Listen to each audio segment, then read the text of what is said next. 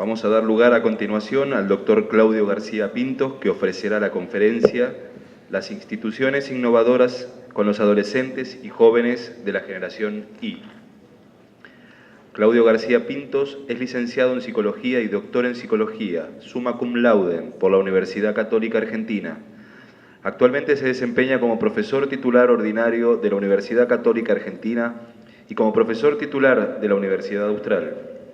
Es profesor invitado por la Universidad Católica de Santiago de Guayaquil, Ecuador, y por la Universidad de La Sabana, Colombia. Es docente del Diplomado de Logoterapia y Análisis Existencial organizado por la Sociedad para el Avance de la Psicoterapia Centrada en el Sentido, de Bogotá, Colombia, de la Formación Clínica Internacional de Análisis Existencial y Logoterapia, de la Sociedad Peruana de Análisis Existencial y Logoterapia, del Diplomado en Logoterapia y Análisis Existencial de la Pontificia Universidad Católica de Paraná, Brasil, y de la formación en logoterapia de la Asociación Logoterapia Víctor Frank, Curitiba, Brasil. Es director del Centro de Logoterapia y Análisis Existencial de la Universidad Católica Argentina, director de la Cátedra Abierta Víctor Emil Frank y director académico del programa Relación Escuela-Familia de la Escuela de Educación de la Universidad Austral. Es miembro titular del Honorable Consejo Directivo de la Facultad de Psicología y Psicopedagogía de la UCA, miembro del Comité Científico del Medical Víctor Frank Association de Viena y miembro del Comité Científico de la Revista Mexicana y de Logoterapia. Es autor de 16 libros publicados en Argentina, Brasil, México y España, y autor de artículos publicados en revistas nacionales y del exterior. Es director de LogoRed, publicación virtual de logoterapia y análisis existencial, director de la colección Noesis, de la editorial San Pablo, Argentina, y director de la colección Praxis, de la misma editorial. Asimismo, es director pedagógico del programa educativo basado en el musical Buscando Sentido, El sueño de Víctor Frank, y autor del libro del musical infantil Rompecabezas, siendo director pedagógico del programa educativo basado en la obra. Buenas tardes. Bueno, antes de comenzar, el agradecimiento formal a los organizadores por invitarme a estar aquí con ustedes en este momento. Un atrevimiento de mi parte, siendo que hay educadores con tanta experiencia. Yo les voy a hablar desde mi rol de psicólogo y formador de psicólogos educacionales, y cómo vemos nosotros estas temáticas como asesores en las escuelas. Les habrá quedado claro escuchando que soy logoterapeuta además, así que también les voy a hablar desde ese marco teórico que es la logoterapia de Víctor Frank. Se me invitó a hablar sobre las instituciones, la innovación, las instituciones y la generación Y. Para los educadores de trayectoria, cuando hablamos de la generación Y, se preguntan ¿Y? ¿No? ¿Qué es la generación Y? Yo no la voy a caracterizar en detalle, creo que esto será así, ahí está. No lo voy a caracterizar en ultra detalle, simplemente 2 o 3 pincelazos como para que nos demos cuenta de quiénes estamos hablando, ¿verdad? Se llama así a la generación de chicos nacidos entre el 1980 y el año 2000, que son aquellos que siguen son los baby boomers y a la generación X. Tienen algunas características, y es que son llamados nativos de las redes virtuales. Lo que no quiere decir solamente que manejan a la perfección la informática. Yo diría, quiere decir que están acostumbrados más a vivir en la virtualidad que en la realidad. Tienen más los pies metidos en la virtualidad que en la vida real. Por eso están, dice, dominados por el corto plazo. La vida para los chicos de la generación Y es fugaz, es pasajera, es efímera. De hecho, ustedes habrán notado que es una generación que no deja huella, no imprime fotos, no escribe cartas, bueno, escribe cómo escribe, ¿no es cierto? Ni siquiera deja palabras. Y todo queda en el mundo de la virtualidad, creyendo que eso quedará por siempre preservado. Se les cae el celular en el inodoro y se perdió todo. Es decir, que es efímero, así de efímero, no es real. Priorizan el descanso, el placer, la diversión como primera ocupación. Nosotros antes hablábamos de hobbies. Después el hobby pasó a tener mala prensa porque ¿por qué no haces algo más productivo en vez de dedicarte a eso? Y ya tener un hobby era mal visto. Después para recuperarlo lo llamamos la segunda ocupación. Y ahora no hablamos de hobby, sino hay que tener una segunda ocupación, modelado en plastilina. Pero para estos jóvenes, lo que para nosotros es la segunda, para ellos es la primera preocupación. Tienen otras características, bueno, ya dijimos, son hijos de los baby boomers y de la generación X, que era una generación más conservadora, más respetuosa de la autoridad, más vertical en su modo de operar. Nacieron y crecieron en abundancia, en particular en la abundancia de la información, por eso un chico de 15 años maneja hoy más información que su papá de 45, tiene más acceso, más rápido para acceder a ella. Son cuestionadores, por eso además de generación Y es la generación Y, un poco usando la fonética de la letra, porque cuestionan todo, y todo lo que sea histórico es cuestionable porque es histórico, ¿verdad? Porque no tiene novedad. Y son mucho más horizontales en sus vínculos. Pasan rápidamente del ya al ya fue. Es decir, la cosa tiene que ser inmediata. Es decir, quieren algo, pero no tiene que ser ya, tiene que ser ya. Y si es mañana, bueno, ya fue, ya no le interesa. Entonces pasan del ya al ya fue, porque tienen una terrible dificultad porque les cuesta mucho desear. Desear psicológicamente es importante para el crecimiento madurativo de la personalidad. Desear implica poder postergar, desear implica poder posponer, desplazar, valorar el esfuerzo, disfrutar el logro, planificar, proyectar. Por ese inmediatismo de esta generación les cuesta desear, entonces no son deseantes en realidad, y por eso a veces se traduce en que los vemos desmotivados, indiferentes, que nada los mueve, porque desear, esforzate ahora que cuando seas grande te va a servir, no los mueve, cuando seas grande no les significa mucho. Son menos idealistas que la generación X.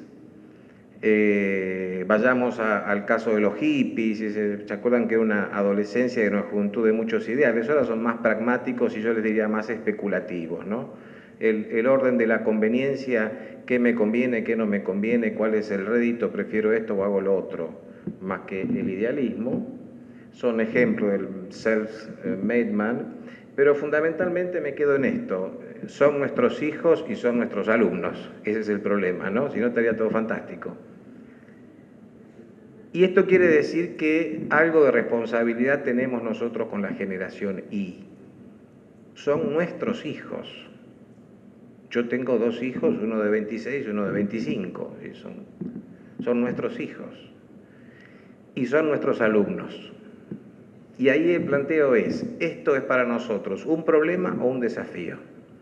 Y esto va a marcar una gran diferencia. Si nosotros nos planteamos que esto es un problema, ahí tenemos bien patentizada la generación Y,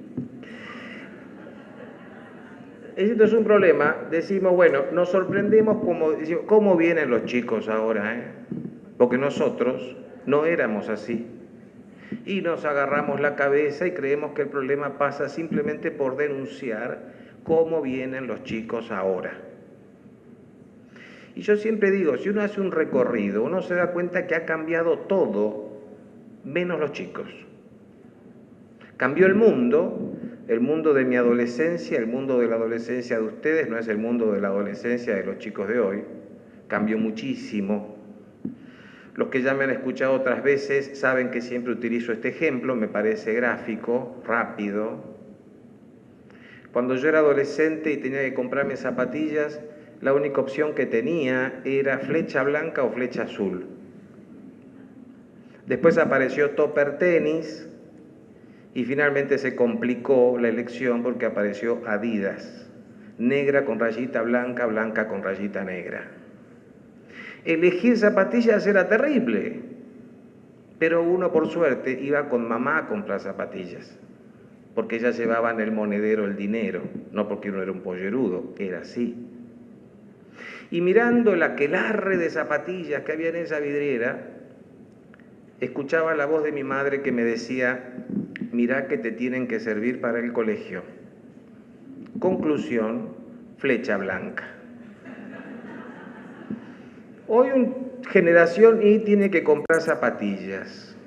Ustedes vieron lo que es una vidriera de las casas que venden zapatillas. Es impresionante. Forma, color, diseño, marca, deporte. No es lo mismo caminar, trotar que correr. Son 3 zapatillas diferentes. Es terrible. Pero además el generación Y va a comprar zapatillas solo. Y él decide cuánto se va a gastar en la zapatilla. Por otro lado, en esa vidriera no hay ninguna que sirva para el colegio. Y cuando llega a casa, mamá, que ni loca va a ir a Jumbo a comprar un par de zapatillas blancas que después el chico no se va a poner, llama al colegio y ahí se escucha la voz de la madre diciéndole a la secretaria del colegio: mi hijo se compró un par de zapatillas carísimo, no sirve para el colegio, pero las va a llevar igual, ¿eh?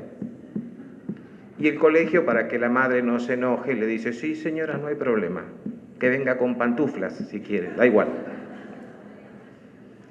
En este mundo actual, yo les aseguro, flecha blanca no me hubiera comprado. Y un chico de la generación Y, en mi mundo, hubiera salido con flecha blanca. El mundo cambió. La vidriera, la oferta cambió. La presencia del adulto cambió. ¿Cuándo habla el adulto y qué dice el adulto? Eso cambió. Mi vieja hablaba antes de que yo compre. Hoy las madres hablan después.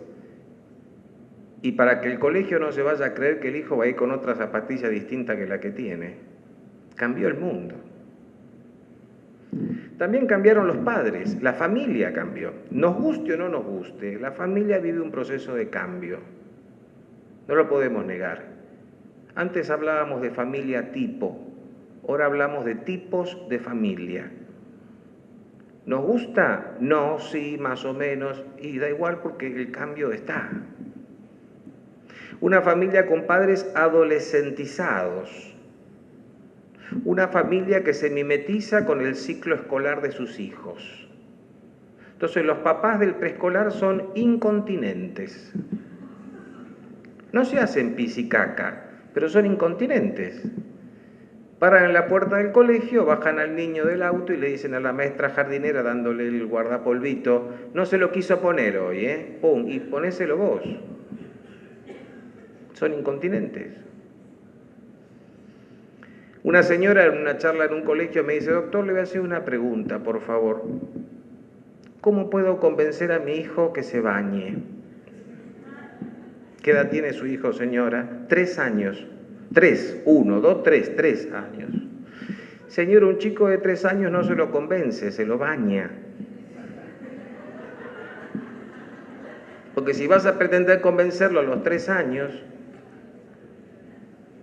Los padres de la primaria son caprichosos. Vos le das tarea para las vacaciones de invierno y no la hagas porque las vacaciones de invierno no son para hacer tarea. Y el lunes primero de clase y decirle que tu madre dijo que no. A ver, señora, esto no es un club que usted elige hacer pilates y no hacer vóley. Es un colegio. Se acepta todo y si el colegio no le cierra, cámbielo de colegio, pero no hay lugar para el capricho, menos del padre. Y los del secundario son ambivalentes. Quieren que lo eduques, pero le pones una pauta: tajate de embromar, son chicos. Señora, su hijo no puede venir de la fiesta de graduación al colegio borracho. Una vez. La familia ha cambiado. Y cambió la escuela también, convengamos que cambió la escuela. Yo creo que no somos los padres que tuvimos. y tampoco somos los docentes que tuvimos. La escuela cambió. Y creo que la escuela tuvo un proceso en general que ahora se está revertiendo, y es que en algún momento creyó que para ser importante tenía que dar mucha información, y a más información, más importante. Y sin darse cuenta pasó de educar a instruir, y pasaron a ser centros de instrucción, y se olvidaron de educar. Y por preparar el examen de inglés internacional más importante, no educamos. Che, pero y un programita de formación en valores, como decía aquí el colega, educar un poquito en eso, desarrollo, pero no me pidas una hora, Claudio, ¿por qué? Los chicos no tienen tiempo. Claro, pero inglés puedo aprender en cualquier momento de mi vida. Ahora, ser educado es en un momento determinado. Y la escuela tiene que educar, no solo instruir. Y las escuelas creo que viraron hacia ese lado de la solo instrucción. Ahora creo que estamos volviendo. Hace mucho tiempo que hablamos de educar en valores. Es una redundancia, porque si no es en valores no estamos educando. Pero bueno, redundemos. A ver, yo les hago un paréntesis, porque escuché la mesa anterior, interesante. Yo vengo a hablar de innovación, pero no soy muy pro, soy más retro. Y creo que la innovación tiene que ver con volver a, más que con inventar algo nuevo. Entonces digo, cambió todo esto. ¿Y saben qué? Digo, si cambió todo esto de James Dean a Justin Bieber, los chicos no cambiaron, cambió el resto. Y es importante que lo veamos porque estamos hablando de chicos que psicológicamente están en etapa clave de formación de identidad. Entonces no es que ellos han cambiado, porque ellos no pueden cambiar, porque ellos están en proceso de establecer su identidad. Y según el contexto que le creamos nosotros, es la identidad que van a terminar teniendo. Es así. Entonces digo, aquí tenemos una viñeta linda de Mafalda, porque nosotros nos quejamos de los chicos ahora, ¿no? Y fíjense acá dice, papá, en tu época de muchacho, ¿los viejos se escandalizaban de ustedes? Decían de todo, qué barbaridad, vestir así, yo no sé a dónde vamos a parar, en mis tiempos no se veían estas cosas. Mafalda le dice, es increíble, igual a los viejos de ahora, ¿viste? Y eso que en mis tiempos no nos vestíamos como payasos afeminados, ni se veían las cosas que se ven hoy, ni éramos vagos, ni... Es lo mismo. Yo me acuerdo cuando era chico, mi abuelo, que empezaron los Beatles en su primera época, con un flequillito más corto que el de Carlitos Balá, y de hablar de estos melenudos. Nunca sabemos qué hacer con los jóvenes. Nunca. Siempre son un problema.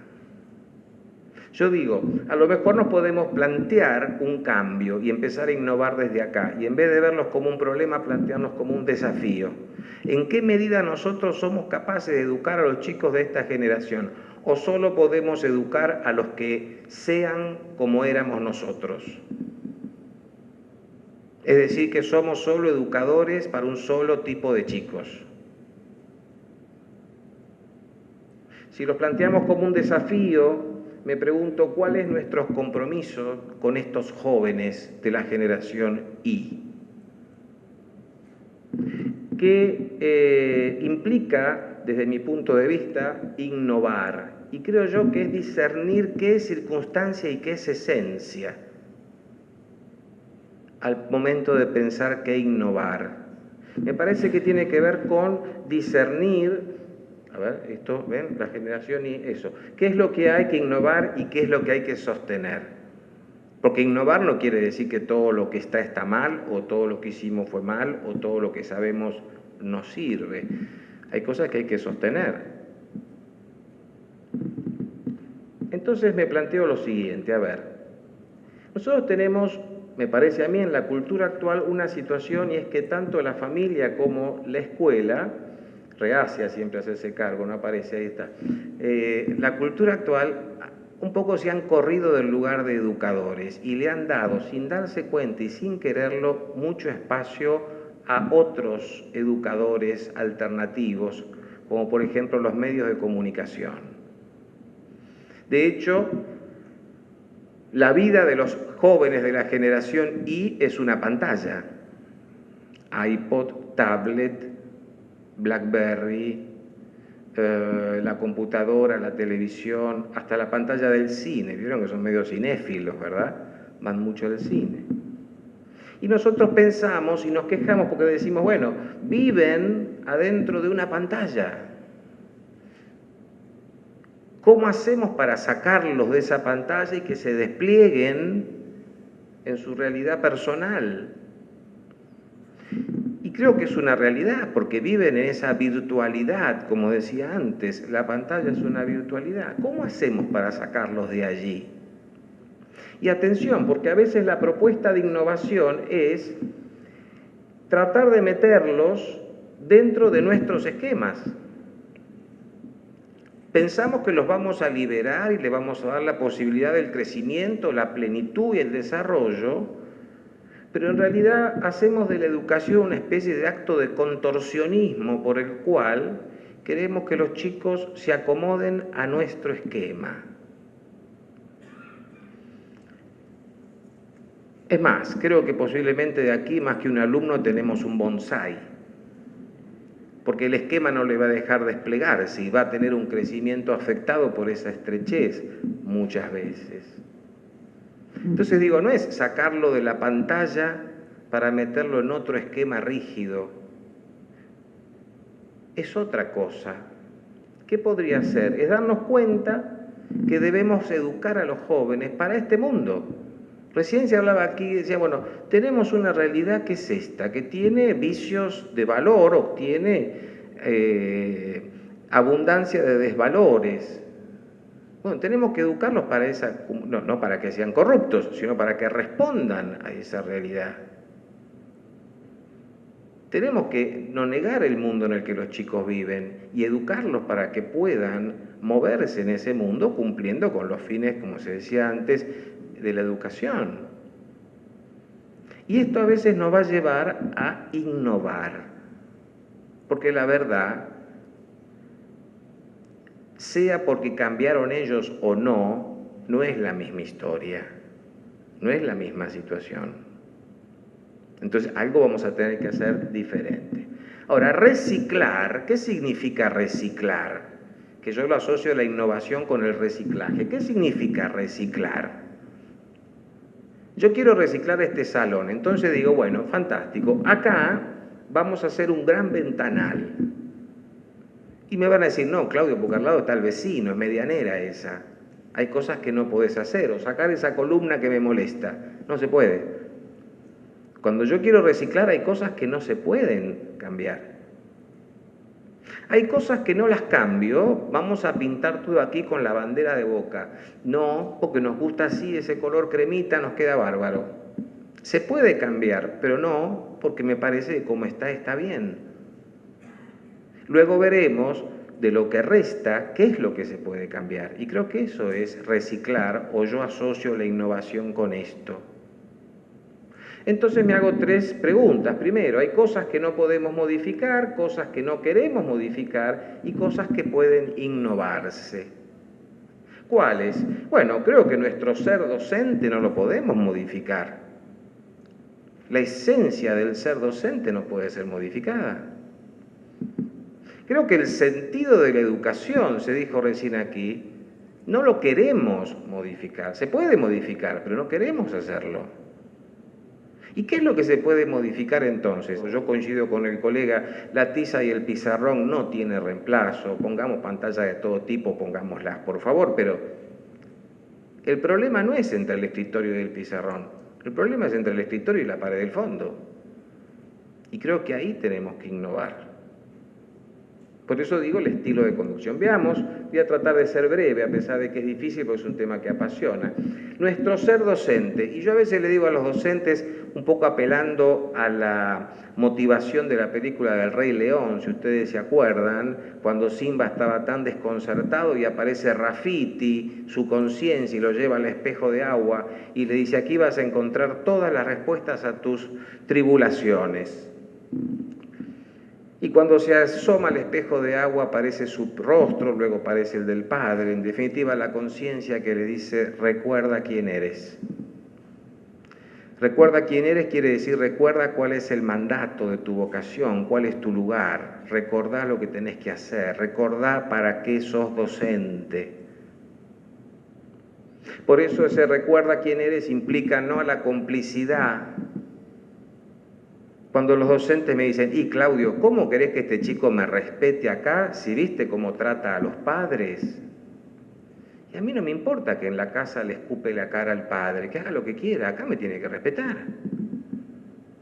Pero viste con la violencia que hay afuera, ¿cómo no querés que haya violencia adentro? Sí, más bien que puede filtrarse la violencia, pero acá tengo que educar para que no haya violencia. O aprender a convivir no es un objetivo de la educación hoy. Si aprender a convivir es un objetivo, discúlpenme, pero el chico que es violento tiene un problema de aprendizaje y también nos involucra a nosotros. No es como antes, cuando el señor, su chico es violento, si no lo cambia en una terapia no le renuevo la matrícula. Si es un problema, si aprender a convivir es un objetivo, el chico violento tiene un problema de aprendizaje. Es lo mismo que no aprende matemáticas o historia, nos involucra. No renunciar. Bueno, mira, yo hago lo que se puede. Con los chicos hace lo que se puede, no quiero aprender. No renunciar, no. Hay que seguir adelante, no renunciar. No a la desesperanza. El educador es como un sembrador. Ningún sembrador tira semillas pensando que en esta tierra no va a germinar nada o que esta semilla es una porquería. Si no, no sembraría. Y si no germinó nada, ¿qué hace? Limpia la tierra y vuelve a sembrar. Y si no, limpia la tierra y vuelve a sembrar. Y cuando aparece un pelito verde, ¿qué hace? Celebra.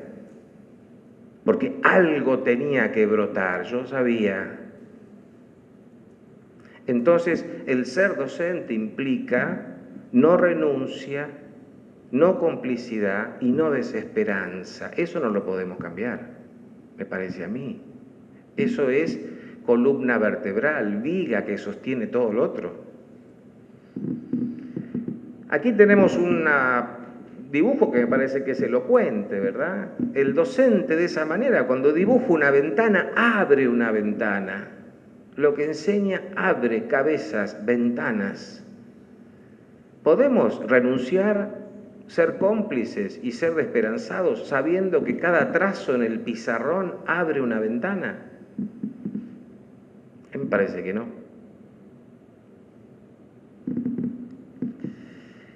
A ver, tenemos un tema, ¿no?, en esta cuestión del ser docente.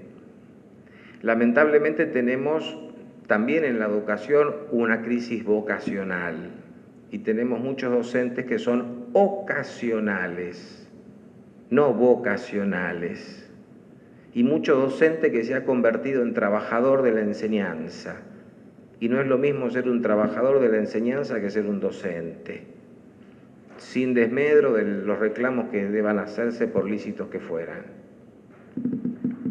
Cosas que no queremos modificar, yo al menos, perdón, el sentido de la educación. Siempre lo recuerdo al doctor Bolzán, que decía que educación es el hábito gracias al cual una persona es capaz de asumir su propio destino. Eso es educar. Se instruye el hombre, se educa la persona, porque tiene que hacerse cargo de su propio destino. ¿Cuál es el sentido de la educación? Aquí superposición no importa. Yo lo planteo en tres pares. Uno, instrucción o educación. Educación. Por rapidez, voy rápido. Educación. La instrucción se conecta con la mente, la educación con la persona. Ciencia versus conciencia, y yo prefiero la conciencia. Espíritu crítico, pensamiento independiente y creativo. No, a mí no me gusta la dinámica de discípulo. Yo digo blanco, mi alumno dice negro, fundamentado la nota es 10. Yo no quiero el alumno que siga un acto de ventrílocuo que luego repita lo que yo dije. Y solo si repite lo que yo dije, la nota es 10. Conciencia, crítica, autonomía, creatividad. Si no, es un adulto al que le van a seguir vendiendo espejitos de colores. Aun cuando no se puedan importar, nacionales, pero espejitos de colores. La tercera tiene que ver con uno más o uno mismo. ¿Se acuerdan el Hamlet, ser o no ser? Esa es la cuestión. Vamos a hacerlo más actual. ¿Ser uno más o ser uno mismo? Esa es la cuestión.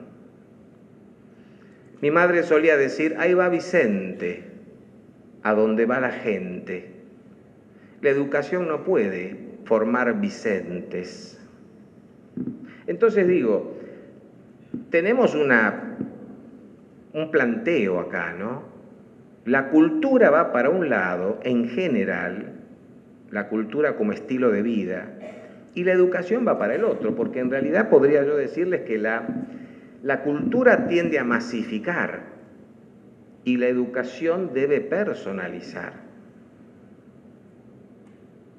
En la cultura de la generación Y, si ustedes me permiten, a ver si lo podemos plantear así, ahí está, en la cultura actual, que es la cultura de la generación Y, yo les voy a señalar 6 características nada más. Primero, es una cultura impúdica.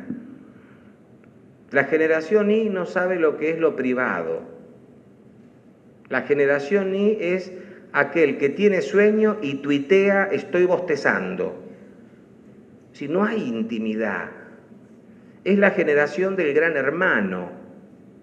Millones de personas viendo en la madrugada cómo hay 20 tipos durmiendo en un cuarto.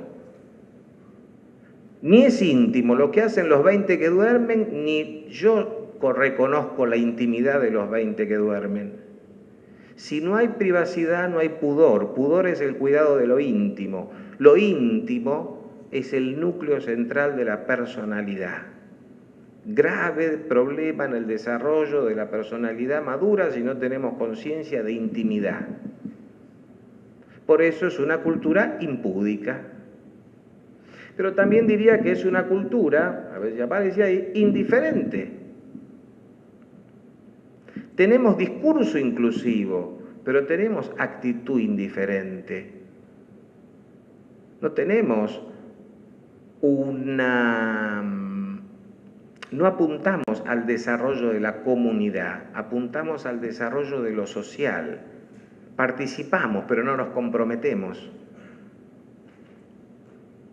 Me van a permitir esta analogía, disculpen la hora, por ahí no es propicia para la hora, para marcar la diferencia de participar y comprometerse.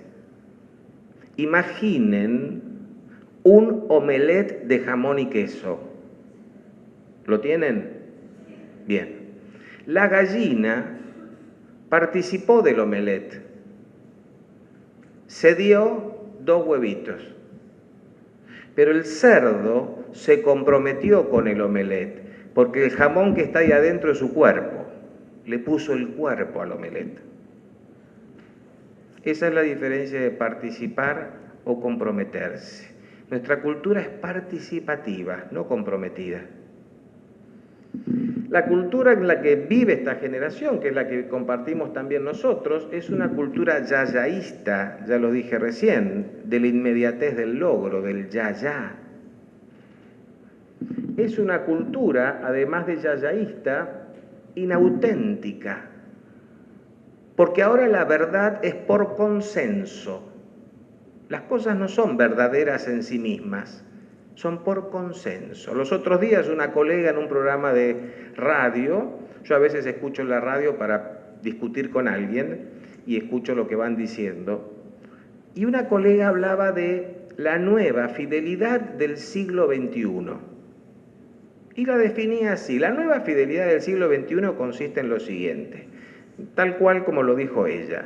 Vos tenés onda con una compañera en la oficina y tenés relaciones un día para sacarte las ganas, está bien, ¿qué problema hay? Ni siquiera te lo tenés que contar a tu mujer. ¿Sabes por qué? Porque todos tienen derecho a su intimidad y eso fue un acto íntimo. Y si tu mujer se entera, le vas a decir, haces muy mal. Vos tenés que respetar mi intimidad como yo respeto la tuya. Y esa es la fidelidad del siglo XXI. Yo digo, es más fácil decir en el siglo XXI no queremos ser fieles que estar haciendo esta cosa extraña. Porque la fidelidad es una cosa. Si muchas personas dicen lo contrario, no dejó de ser lo que era. La verdad no es por consenso. En la cultura sí. Y en la cultura de la generación Y es por consenso. Por otro lado decimos que es una cultura instintivista. Yo lo escucho en la consulta muchas veces. Hacer lo que tenés ganas. No te quedes con las ganas de hacer lo que tenés ganas de hacer. Anoche me decía un joven de 27 años que hace un trabajo un año y ahora tiene ganas de hacer un viaje de 3 meses con sus 2 hermanos por el sudeste asiático. Y entonces se va a ir y me preguntaba, si mi papá me da la plata me voy, y le voy a decir a mi jefe, mirá, yo me voy en diciembre. Si vos querés me quedo hasta diciembre si no me voy ahora. Y vuelvo en marzo. En marzo cuando yo vuelva, si querés, yo me reintegro. Claudio, se lo tengo que decir porque en realidad el problema es de ellos. ¿Cómo el problema es de ellos? Sí, el problema es de ellos, ¿viste? No los quiero dejar, que si por ahí no encuentran a nadie, bueno, yo cuando vuelvo, pero no me puedo perder esta oportunidad. Y ante estos planteos a mí me agarra lo que yo digo en la consulta, el interno mío, el síndrome de Mirta Legrand. ¿Le digo o no le digo? Que cuando vuelva en marzo, a lo mejor no sea un problema, pero va a tener que volver a empezar a buscar trabajo con 28 años, 2 años de trabajo, y tendrá que explicar a su empleador qué hizo de estos 8 años anteriores, pasear por el sudeste asiático. Es decir, no le va a ser fácil encontrar trabajo. ¿Le digo o no le digo? Pero el problema es del empleador. Y finalmente es una cultura ideologizada. No hay conciencia. Porque estos chicos tienen un cassette, todos dicen lo mismo. No sé si hay conciencia. Ustedes vieron que de a poco cada una de estas características que ha hecho hizo desaparecer a la persona. ¿Por qué? Porque es una educación, una cultura impersonal. ¿Y cuál sería la innovación propuesta por nosotros? ¿Qué debería ser la educación? Y bueno, debe, primero, educar en el desarrollo de lo íntimo, educar en lo que es el pudor, educar en esa búsqueda interna, vida interior, llámenlo como quieran, conciencia, autorreflexión, autodistanciamiento, como lo quieran llamar. Educar en la comunidad, el compromiso. Yo fui a escuela primaria privada, escuela secundaria privada, hice mis estudios universitarios en una universidad privada. Todo lo pagó mi papá. Pero en mi título tiene una carga social, porque hay chicos que no pueden terminar el secundario. Tiene una hipoteca social. Mi título, aunque me lo haya pagado yo, no tiene que haberme pagado la uva y entonces tengo que devolverle algo. Sentido de la comunidad. Ahí tenemos que educar y no en el sentido de la conveniencia. Está bien que enseñemos cómo se hace un CV. Está bien que enseñemos qué te conviene para conseguir el trabajo. Pero también tenemos que enseñar qué tenés que hacer. Pero cuando termines el colegio, algo tenés que hacer por la comunidad. Aprovechá inglés, aprovechá matemáticas, aprovechá química. A ver lo que estás estudiando para que tu aporte sea mejor. Creo que tenemos que educar en el esfuerzo. Tenemos que educar en el esfuerzo. Es una cultura muy cómoda la que tenemos nosotros. La profesora de lengua le da al nene para leer el Martín Fierro. ¿Qué hace mamá? Va a la casa de la abuela porque debe tener el VHS todavía con la película de Alfredo Alcón. Lo ve 90 minutos, ya sabe la historia, porque no va a leer el libro, el nene, y va a estar peleando, lee, ya está. O ¿sabes qué? Dáselo a leer al abuelo y después te lo cuenta. Y matamos 2 pájaros de un tiro. Entretuvimos al viejo y vos... Tenemos que educar en la verdad, en la veracidad, ¿verdad? En que las cosas verdaderas son verdaderas. Es así. Te puedes tomar la posición que quieras, pero es así. A veces parece que tenemos pudor de sostener la verdad. Como si estuviéramos equivocados por sostener la verdad. Bueno, no me quiero detener. Creo que ustedes lo comprenden mucho esto.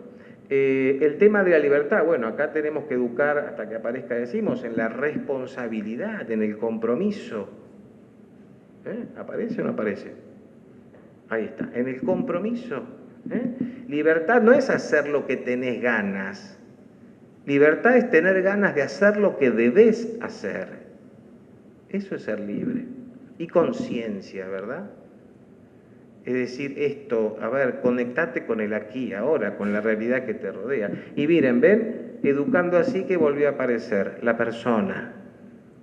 Porque yo pretendo una educación que personalice. Una educación que personalice. Eso no lo quiero cambiar. Vamos a ver cómo seguimos. Ahí está. Cosas que pueden innovarse. Yo decía el estilo de conducción. Se puede innovar el estilo de conducción. Tenemos un aula, en el aula tenemos un proyecto educativo por llevar adelante, tenemos un docente y tenemos un alumno. Qué difícil, a veces son solo 3 elementos, pero qué difícil saber qué podemos hacer con estas 3 cosas, ¿no? Son solo 3 y a veces se nos crea un problema de qué hacer. Acá hay un tema, me parece que la clave pasa por reconocer que el aprendizaje es un vínculo. Y que si el aprendizaje es un vínculo, tenemos que saber desarrollar lo que yo llamo, ya va a aparecer allí, créanmelo, una pedagogía del encuentro. Una pedagogía del encuentro. Y hacer del encuentro una pedagogía. El aprendizaje es un vínculo. Esto tiene una cantidad de características que ahora vamos a ir definiendo, ¿verdad? Ahí está. Y descubrí que somos personas en el aula, uno y otro. Y usted me va a decir, más bien que somos personas. No. Cuando yo fui al colegio, primer grado inferior era mi generación, después primero superior, no había jardín y esas cosas. El primer día de clase con 5 años empecé el colegio porque mi mamá era un poquito ansiosa y me anotó con 5. Y se abrió la puerta del primer recreo y vi un patio para los ojos de 5 años enorme, lleno de chicos. Salí corriendo al patio, me chistó la señorita Alicia y me dijo, venga para acá, usted aquí viene a aprender. Conclusión, mi primer recreo, no les quiero dar ternura, pero mi primer recreo a los 5 años los pasé abajo de la campana en penitencia. Usted aquí viene a aprender. La señorita Alicia no veía en mí una persona. Veía una cabeza, una mente. No veía un niño que tiene otras necesidades y otros recursos. Todavía a veces decimos, usted aquí viene a aprender. Así que no siempre somos personas dentro del aula y creo que es lo que tenemos que rescatar. Discúlpeme, pero yo amo a la persona humana y la priorizo y la defiendo siempre. En esa relación personal, yo siempre digo, hay una, creo que lo vamos a ver ahora, cuando estos dejen de hacer gestos, tenemos un aporte interesante de un autor que es Viktor Frankl, les dije que era logoterapeuta. Viktor Frankl durante muchos años fue un gran alpinista, pero como secuelas de su campo de concentración le quedó un problema en la vista y en el corazón, de modo tal que en un momento ya le dijeron, por favor, no haga más alpinismo. A ver, ¿lo podemos callar un poquito estos? Ahí está. Sí, señor. Entonces, ahí lo tenemos a Viktor Frankl, ¿no? Ustedes tal vez lo conozcan por El hombre en busca de sentido, que es el libro más divulgado de él. Y entonces le pidieron a los 60 y tantos años que no haga más alpinismo y él dijo, ok, abandonó la montaña pero no las alturas y aprendió a manejar avionetas. Y él en una conferencia dice, miren lo que me enseñó mi instructor de vuelo. Si yo voy con mi avioneta y quiero aterrizar allí, donde está el verde, y voy en línea recta, es posible que por incidencia del viento, bueno, ya va a aparecer, por incidencia del viento yo termine aterrizando ahí abajo, digamos en el sur. Entonces tengo que hacer una maniobra que se llama crabbing, que es apuntar, dirigir mi avión hacia el norte. Y entonces, por efecto del viento, voy a terminar aterrizando donde quería aterrizar. Esto me lo enseñó mi instructor de vuelo. Y yo creo que se puede aplicar, dice Frankl, también en las personas. ¿Por qué? Si yo me quedo donde hay verde, después va a aparecer, pero para ganar tiempo, donde hay verde lo pongo a González, 5º grado. Si yo me quedo con lo que González muestra, lo voy a llevar a González a que rinda mucho menos de lo que puede rendir. Ahora, si yo veo en González el que puede llegar a ser, le doy la oportunidad de que lo logre. Dice, y esto lo aprendí de mi instructor de vuelo. Si yo lo veo a González por lo que me muestra, no, González, ¿sabes qué? Ese chico, ¿qué tenés? 5º grado, González, no, ese chico no aprende más, llegó al tope, no le interesa. Hacemos que González sea menos de lo que puede ser. Pero si yo digo, bueno, González tiene recursos, los tiene que tener en algún lado los recursos, González.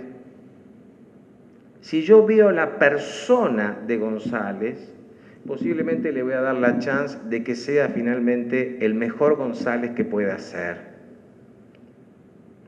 Por eso, para ser realista, dice Frankl, el educador tiene que tener corazón idealista. Esa es la clave del realismo. Para que aparezca el verdadero González, yo tengo que tener corazón de idealista. Si no, González no aparece. Y creo que esto es lo que tenemos que innovar. Vamos a pasar rápidamente aquí, ya termino. Me parece que lo que corresponde innovar desde la mirada del psicólogo es, y digo pensémoslo, el estilo de conducción. Una pedagogía centrada en la persona del alumno, en la persona del alumno. No quedarme con lo que el alumno muestra, porque muchas veces me muestra lo peor de sí. Soy yo el que tiene que descubrir por entre las grietas de lo que muestra todo lo que puede dar, porque no hay nadie que no pueda aprender algo. Nadie. Reflexiones finales. ¿Qué esperan de nosotros los adolescentes y los jóvenes de la generación Y? Rapidito, voy a tratar de hacerlo con unas viñetas de un humorista que a mí me gusta mucho, se llama Faro, barcelonés. A ver si las viñetas de él nos pueden servir. No temerle a los alumnos. Primero, profe, ¿cómo quiere que nos guste su asignatura si a usted no le gustamos nosotros? Dice el alumno. Reconciliarnos con el alumno y con el joven de la generación Y. A veces el docente de adolescentes le tiene miedo al adolescente, no muerden. El adolescente es muy noble, aunque no lo parezca. Trátalo con respeto, dale un lugar y te va a tratar con respeto. Trátalo con ironía, perdiste. Lo peor que hay es tratarlo con ironía. Tenerle miedo no sirve. Son alumnos. Segunda sugerencia, segunda cosa que nos espera, trato personalizado, tiza y pizarrón. Dice, vamos a pasar lista. A ver, Álvarez no ha venido. Aquí estoy, profe. Disculpen, es que no me he aprendido los nombres. Como son ustedes todos iguales, claro, ve toda la tapa de las computadoras, ¿verdad? El otro día, una jornada que hicimos sobre logoterapia y fútbol, un formador de jóvenes decía, yo a los jóvenes cuando vienen a la práctica los saludo de mano y cuando se van los saludo de mano. Ellos tienden a darme un beso, yo no quiero beso, no porque no tenga afecto, porque al saludarlos de mano, ya la mano que me da me dice cómo viene y al saludarse de mano, las dos personas se miran a los ojos y me gusta ver cómo viene y mirarlo a los ojos cuando se va. Ese es un formador. La tiza y el pizarrón nos permite mirarnos a los ojos. Trato más personalizado. Eso necesitan. No se soluciona el tema con más computadoras. Ahí está el niño González y simbólicamente tiene una caja de tesoro, ¿no? Y el alumno dice, no lo conseguirá, profe. Y el profesor de química dice, pero lo intentaré. Aun cuando el otro parece que no quiere ser descubierto en su talento, intentarlo. Confianza, esperanza. Y él dice Faro, a los que creen que incluso entre las piedras pueden nacer las flores más bellas. Mayor presencia normativa. Disculpe, ¿cómo debo llamarle a los deberes? ¿Actividades, tareas? Llámele deberes, como se ha hecho toda la vida. Pero deberes suena violento, represor. El alumno ha de saber que tiene deberes y derechos, exacto. Si no hacen los deberes, derecho contra la pared. Hoy la verdad, a ver, no hay presencia normativa. Hoy repetir de año implica tener una fuerte vocación de repitente. Es un logro repetir de año. Hay que hacer un gran esfuerzo para repetir de año. Algunos lo logran. Porque todo está previsto para que no suceda. Repitencia cero es la propuesta. Lo único que falta hacer para que un joven pase de cuarto a quinto es enjabonar el marco de la puerta para facilitar el pasaje. Después ya está todo. Y dice allí, joven sin deber, adulto sin futuro. ¿Es así? Creo que también ellos explican. Educar con el testimonio, porque dice ahí, joven ni estudia ni trabaja. Posible padre ni me entero ni me importa. Y también dice es un padre indeciso e impotente. Nos miran, a padres y educadores. Toman ejemplo. Educa el testimonio. Sostener los niveles de exigencia. Dice allí, tanto igualar para abajo, al final el que tenía inquietudes las perdió y el que las buscaba nunca las encontró. Sostener los niveles de exigencia. Durante un tiempo fue miembro del Consejo Superior en la Universidad Católica y recibimos un reclamo de una rectora de un colegio importante diciendo que sus alumnos tenían problemas para ingresar a las carreras de ingeniería de la universidad porque el nivel de examen de ingreso en matemáticas era alto. Entonces pedía que por favor bajáramos el nivel de exigencia del examen para que sus alumnos puedan ingresar. El Consejo Superior amablemente le respondió a la señora rectora que se nos ocurrió una mejor idea. Si quería, le mandábamos profesores de matemática para que prepare mejor a sus alumnos. Esto es como en el baile ese que no me acuerdo cómo se llama, que había que pasar por abajo de la vara, ¿no? Los de mi generación se acordarán. Trabajar en equipo de manera coherente. La administración dice A, el profesor hace B, el alumno entiende C y la familia ni J. Bueno, por eso trabajar en equipo, y en eso estamos con el programa que la Escuela de Educación sostiene de relación familia y escuela, ¿verdad? Trabajar en equipo. Alianza estratégica operativa con la familia. No olvidemos que en la raíz de muchos problemas está la familia y la familia necesita, ¿verdad? Más allá de falta de medios, falta de autoridad, problemas institucionales, etcétera, también hay que incorporar a la familia en el trabajo. Mayor presencia efectiva de adultos en la vida de estos chicos que están muy solos. El padre dice, yo solo sé que no me queda tiempo. La administración dice, yo solo sé que no me queda presupuesto. Los profesores dicen, yo solo sé que no me queda paciencia. Y el chico dice, yo solo. Y ese es el gran problema de la generación Y. Se saben queridos, presencia afectiva, pero hay poca presencia efectiva de adultos en sus vidas. Ni los miramos ni sabemos en qué andan. Y la mamá, para saber en qué anda su hijo, abre una página de Facebook y cruza los dedos que el hijo le acepte el contacto para ver más o menos en qué anda.